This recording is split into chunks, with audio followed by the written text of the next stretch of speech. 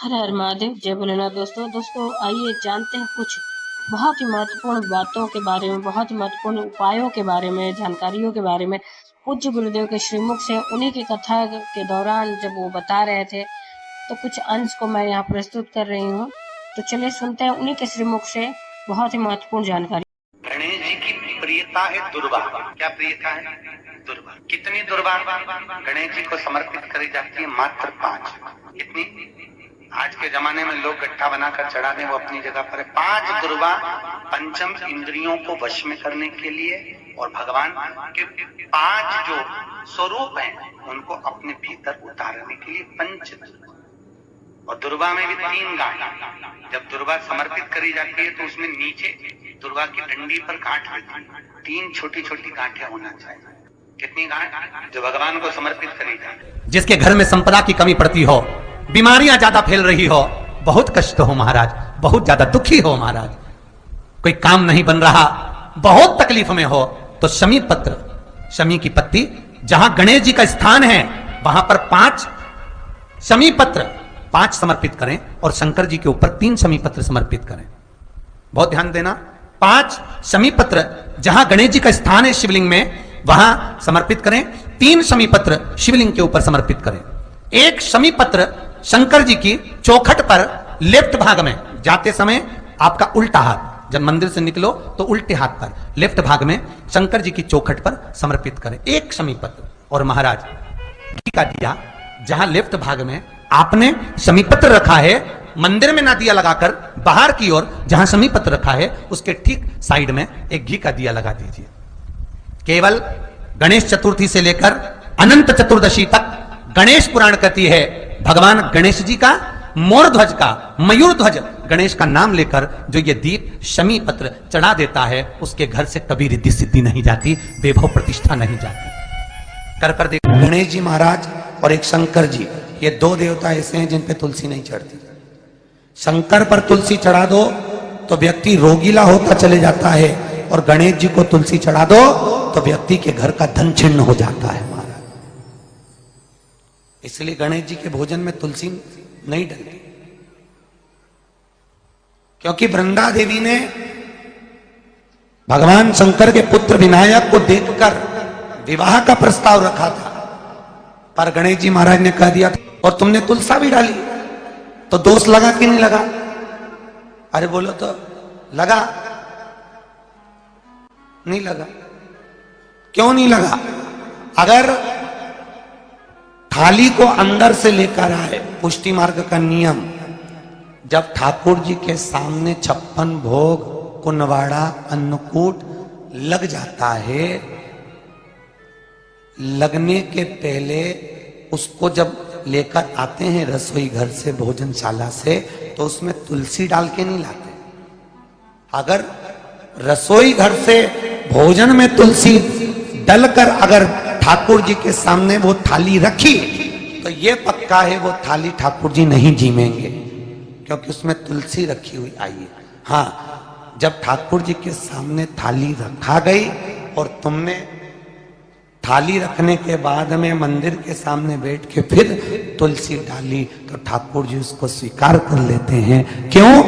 क्योंकि 33 करोड़ देवी देवता एक जगह पर विराजमान हैं। जब हम थाली रखते हैं, प्रथम देव उस भाग को ग्रहण कर ले। जब तक तुलसी डालते हैं, प्रथम देव अपनी दृष्टि हटा लेते हैं। समय होता है, एक टाइम होता है, एक पल होता है, एक घड़ी होती है कि गणेश जी महाराज हमारे घर में आ गए। गणेश जी की सबसे पहली जो आरती हो, उस आरती के समय पर अगर धूप बत्ती जलाई जाए या गोबरी को जलाकर उसमें गूगल छोड़ी जाए, और गूगल छोड़ने के बाद गणेश जी का नाम ध्रुम वर्ण कह दिया जाए, तो गणेश जी को तुम्हारे घर की पूजा स्वीकार करना पड़ती है। बस वो समय हम जानते,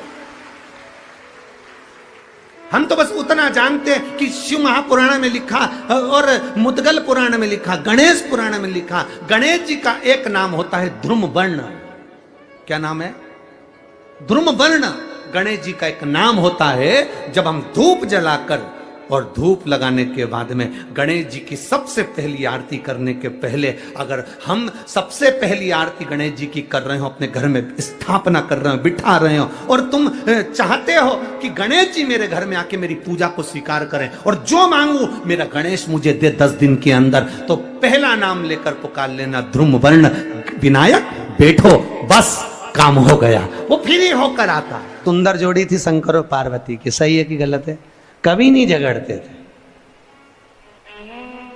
इसलिए पृथ्वी पर ना तो लक्ष्मी जी के व्रत हैं, ना ब्रह्माणी के व्रत हैं, ना इंद्राणी के व्रत हैं। अगर पूरी पृथ्वी पर सबसे ज्यादा व्रत किसके हैं? माता पार्वती। तीज का व्रत किसका? पार्वती का। चतुर्थी का व्रत किसका? पार्वती का। चौथ का व्रत किसका?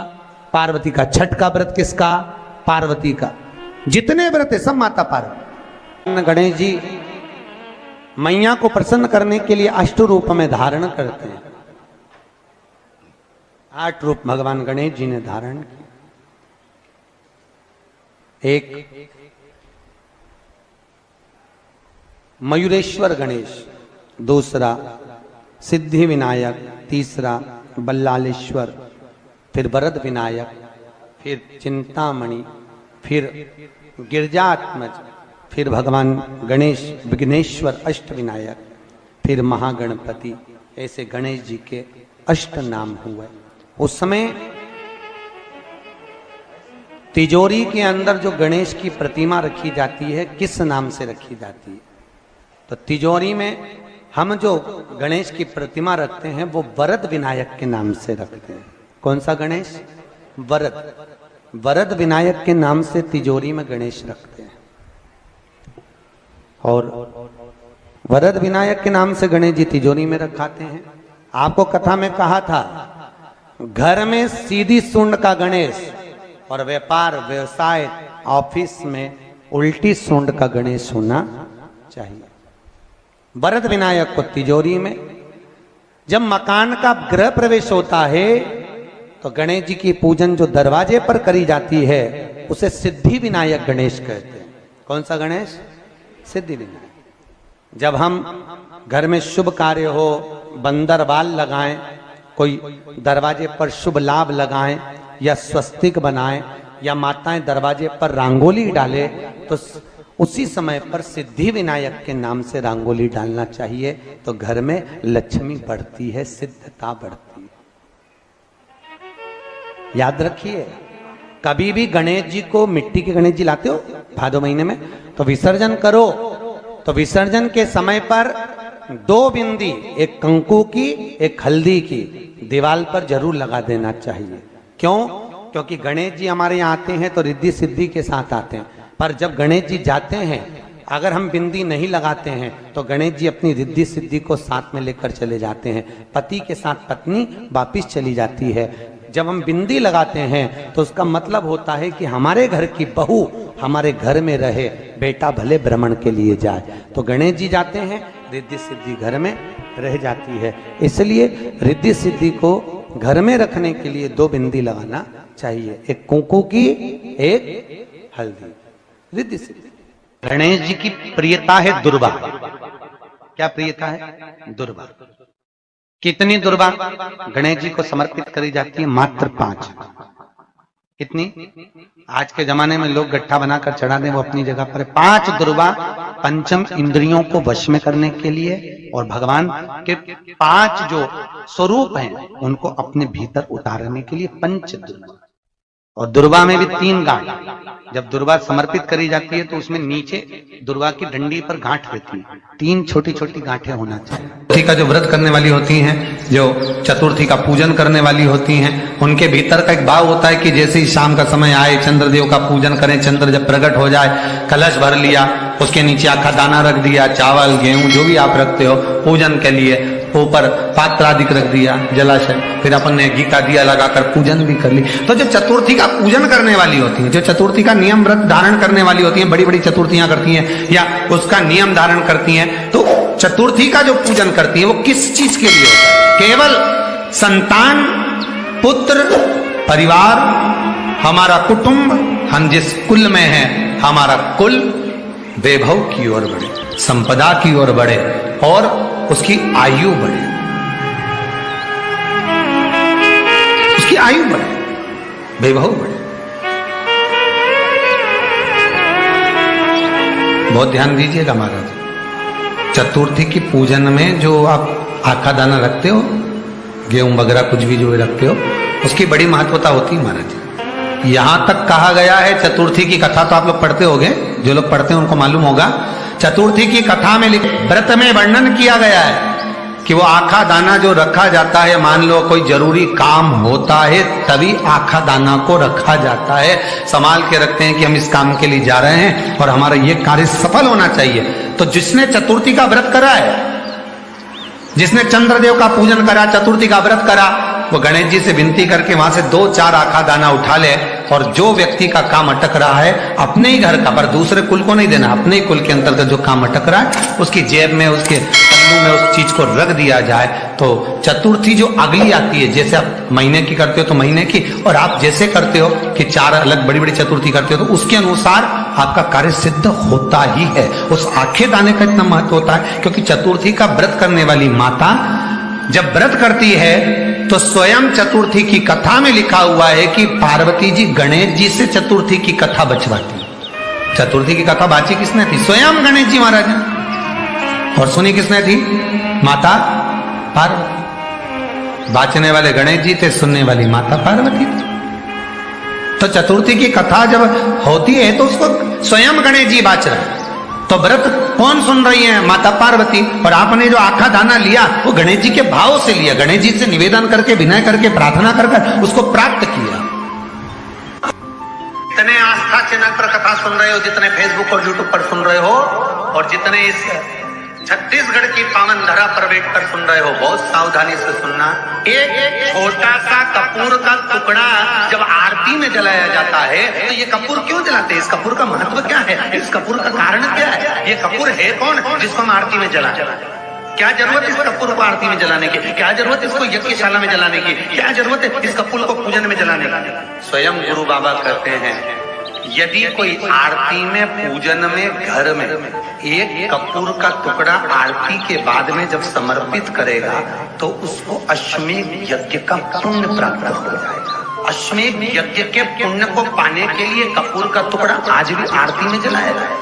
एक कपूर का टुकड़ा सुख का, इसीलिए हमारे यहाँ शास्त्र कहता है महाराज, जब आपको घर में अगर ऐसा लगने लगे कि 15 दिन से बहुत बेचैनी है, बहुत दुख तकलीफ लग रही है, कोई ना कोई बीमार पड़ रहा है, कुछ ना कुछ तकलीफें लग रही है, तो एक पीपल का पत्ता ले लो, उसके ऊपर एक कपूर का टुकड़ा ले लो, सारे घर में घुमाकर उसको दरवाजे के बीच मध्य में जलाकर रख दीजिए। थोड़ी सी जला 20 से 25 मिनट के अंदर मकान में एनर्जी वापिस आ जाएगी, उस भवन में एनर्जी वापिस हो जाएगी। 20 से 25 मिनट के अंदर एनर्जी वापस।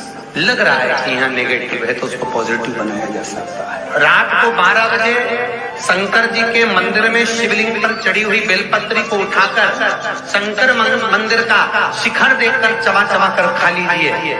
आपके पांव के घुटने बदलने की जरूरत नहीं पड़ेगी, ऑपरेशन की जरूरत नहीं। पेटता, अलमस्तता। इस संवाद के अंतर्गत ये जो संवाद आया है, श्री गणेश जी महाराज ने श्री शैलम पर, कार्तिकेय महाराज की पावन धरा पर, मल्लिकार्जुन की पावन धरा पर, श्री शैलम में 3 प्रश्न श्री गणेश जी महाराज ने करे, और वो गणेश जी के 3 प्रश्न आपको भी ज्ञात होना चाहिए। पहला प्रश्न गणेश जी महाराज ने अपनी माता से कहा, माँ, मृत्यु लोक के अंतर्गत इस भूमि पर जन्म लेने के बाद में अगर व्यक्ति को वृद्ध अवस्था का सामना न करना पड़े तो उसके लिए क्या करना चाहिए?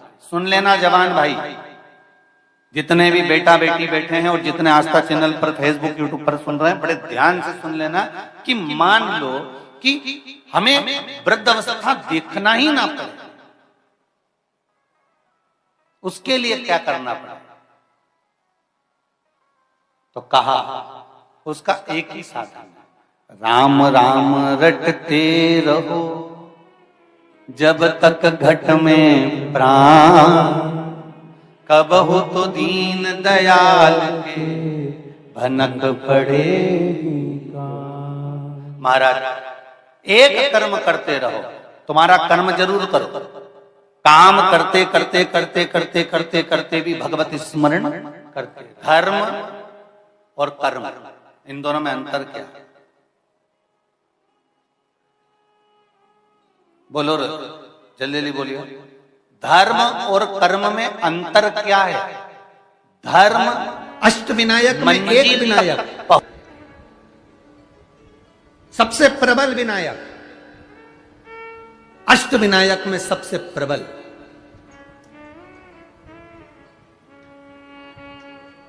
जहां के वृक्ष भी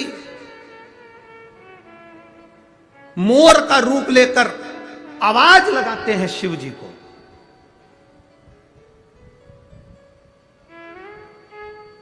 जहां की नदी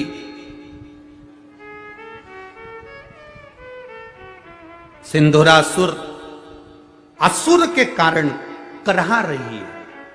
तो उम्मीद करते हैं जानकारी आपको अच्छी और उपयोगी लगी होगी। अगर अच्छी और उपयोगी लगी तो एक लाइक छोटा सा अवश्य करिए। आप पहली बार मेरे चैनल पे आए तो मेरे चैनल को सब्सक्राइब करिए, बेल नोटिफिकेशन अवश्य दबाइए जिससे आने वाले वीडियो आपको समय से प्राप्त होते हैं। दोस्तों कोई भी प्रश्न या सुझाव कमेंट बॉक्स में लिख सकते हैं। फिर मिलते हैं दोस्तों एक नई जानकारी के साथ नए वीडियो में। तब तक के लिए जय भोलेनाथ, हर हर महादेव, श्री शिवाय नमस्तुभ्यम। धन्यवाद दोस्तों।